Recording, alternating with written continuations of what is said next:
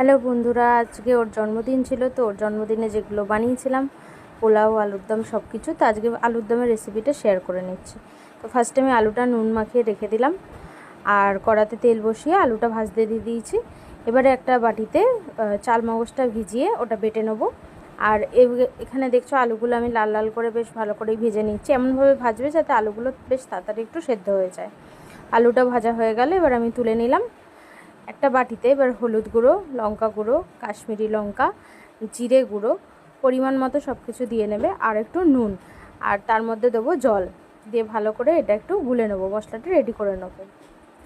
তারপরে আমরা আবার সেই আলু ভাজার তেলটাতেই একটু গোটা জিরে, শুকনো লঙ্কা ফোড়ন দিয়ে ওই মশলা গুলে রাখাটা ঢেলে দিলাম। বেশ ভালো করে এটা একটু কষিয়ে নেবে যাতে কাঁচা গন্ধটা চলে যায়। তার মধ্যে দিয়ে দিলাম একটু টমেটো কুচি। এবার মশলাটা হোক। এবার এর মধ্যে আমি আদা বাটাটা দিয়ে দিচ্ছি। নিরামিষ আলুর দম এইভাবে করে দেখো, বেশ ভালো লাগে খেতে। আদাটা বেশ ভালো করে কষিয়ে নিচ্ছি। একটু জল দেবো, বেশ সামান্য পরিমাণ জল দিয়ে আবার ভালো করে কষাবো যতক্ষণ না তেল ছাড়ছে। এবার তেলটা যখনই ছেড়ে দিল, এবার আমি এর মধ্যে সেই চাল মগজ বেটে রাখাটা দিয়ে দিলাম। দিয়ে আবার ভালো করে কষাতে হবে, চাল মগজের যে কাঁচা গন্ধটা ওটা যাতে চলে যায়।